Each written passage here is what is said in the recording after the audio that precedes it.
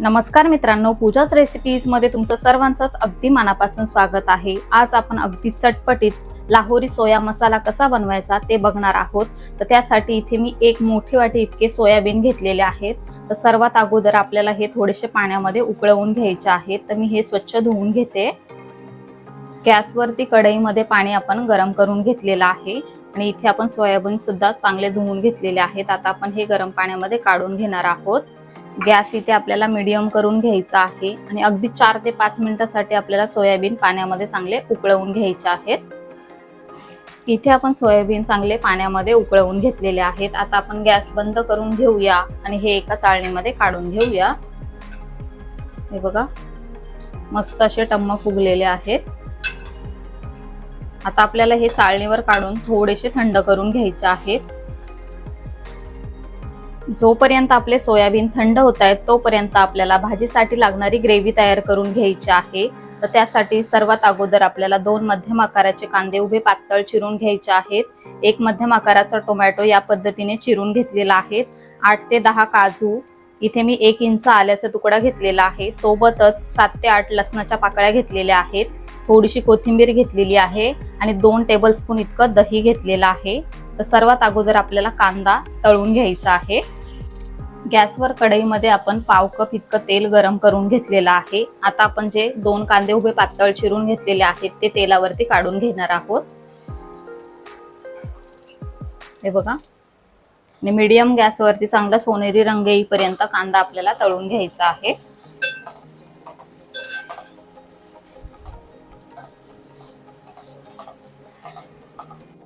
कांदा इथे हलका सोनेरी रंग येईपर्यंत आपण चांगला तळून घेतलेला आहे। आता आपल्याला हा एका प्लेटमध्ये काढून घ्यायचा आहे। तर या पद्धतीने आपण संपूर्ण तेल त्याचं निथळवून घेणार आहोत। हे बघा, आता संपूर्ण कांदा आपण काढून घेऊया।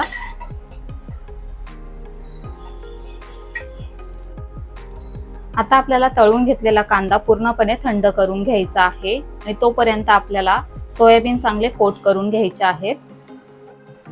इथे आपले सोयाबीन चांगले थंड झालेले आहेत। आता आपण हाताने थोडेसे पिळून घेणार आहोत। हे बघा, जे काही उर्वरित पाणी असेल ते निघून जाईल आणि एका बाउलमध्ये काढून घेऊया। याच पद्धतीने आता आपण सर्व सोयाबीन पिळून घेणार आहोत।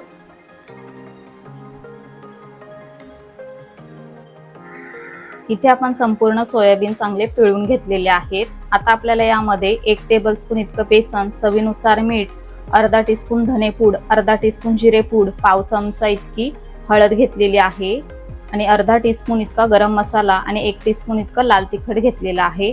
आता हे सर्व जिन्नस आपल्याला सोयाबीन वरती काढून घ्यायचे आहेत। हे बघा, आणि व्यवस्थित याला चोळून घेऊया।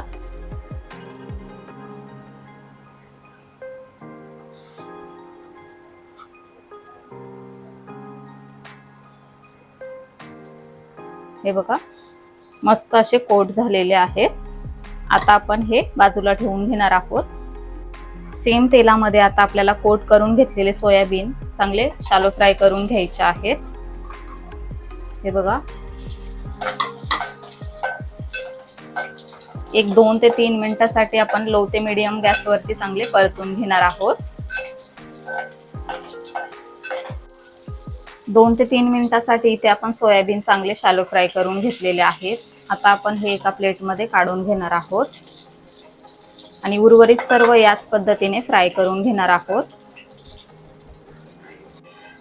तळून घेतलेला कांदा पूर्णपणे थंड झालेला आहे। आता आपल्याला हे सर्व जिन्नस मिक्सरच्या भांड्यामध्ये काढून घ्यायचे आहेत। तर काजू, आलं आणि लसूण, टमाटर, कोथिंबीर, तळून घेतलेला कांदा,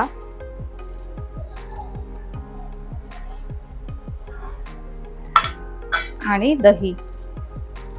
आता आपल्याला हे सर्व जिन्नस मिक्सरला फिरवून घ्यायचे आहेत।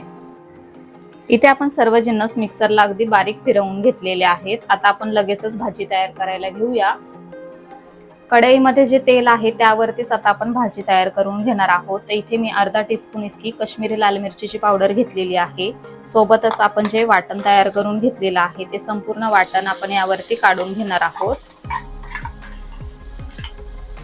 हे बघा, आता आपल्याला हे चांगलं 2 ते 3 मिनिटांसाठी तेलावरती परतून घ्यायचं आहे। तर गॅस इथे मी लो ते मीडियम ठेवून घेणार आहे आणि मसाला चांगला परतून घेणार आहे।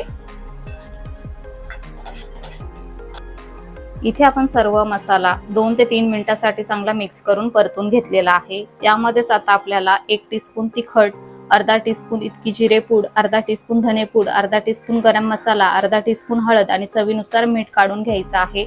सोयाबीन मध्ये आपण मीठ काढून घेतलं होतं, आता फक्त आपल्याला ग्रेव्ही पुरतच मीठ यामध्ये काढून घ्यायचं आहे। हे बघा, हे सर्व मसाले आपल्याला यामध्ये चांगले मिक्स करून घ्यायचे आहेत। मिक्सरच्या भांड्यामध्ये मी अगदी थोडंसं पाणी घालून घेतलं होतं, कारण का त्यामध्ये सुद्धा थोडंसं वाटण राहिलं होतं। हे बघा, आता आपण हे मसाले आणखीन 2 मिनिटांसाठी चांगले परतून घेणार आहोत।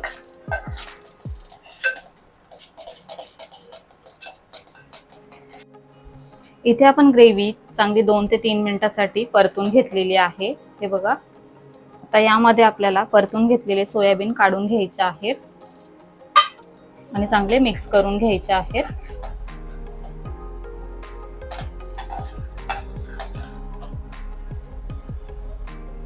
आपल्याला अगदी अर्धा कप इतकं यामध्ये पाणी काढून घ्यायचं आहे। हे बघा, इथे आपण चांगलं मिक्स करून घेतलेलं आहे। आता अगदी 5 मिनिटांसाठी आपल्याला भाजी चांगली शिजवून घ्यायची आहे।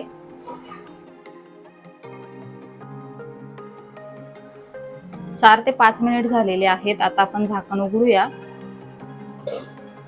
आता आपल्याला यावरती 1 टीस्पून इतकी कसुरी मेथी काढून घ्यायची आहे आणि सोबतच बारीक चिरून घेतलेली कोथिंबीर चांगलं मिक्स करून घेऊया। हे बघा, एवढीच घट्टसर ग्रेव्ही आपल्याला याची ठेवून घ्यायची आहे। तर इथे आपलं लाहोरी सोया मसाला बनून तयार झालेला आहे। गॅस बंद करून घेऊया आणि पटापट याची प्लेटिंग करून घेऊया।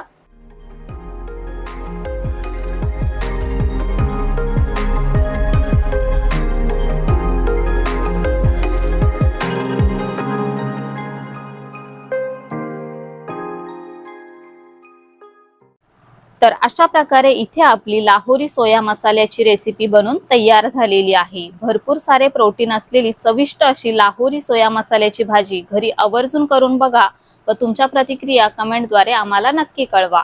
व्हिडिओ आवडला असेल तर व्हिडिओला लाईक करा, शेअर करा आणि आपल्या चॅनलवरती पहिल्यांदा व्हिडिओ बघत असाल तर आपल्या चॅनलला सबस्क्राईब करा। लवकरच भेटूया अशाच एका नवीन रेसिपीसह। तोपर्यंत bye bye, take care, eat healthy, live healthy.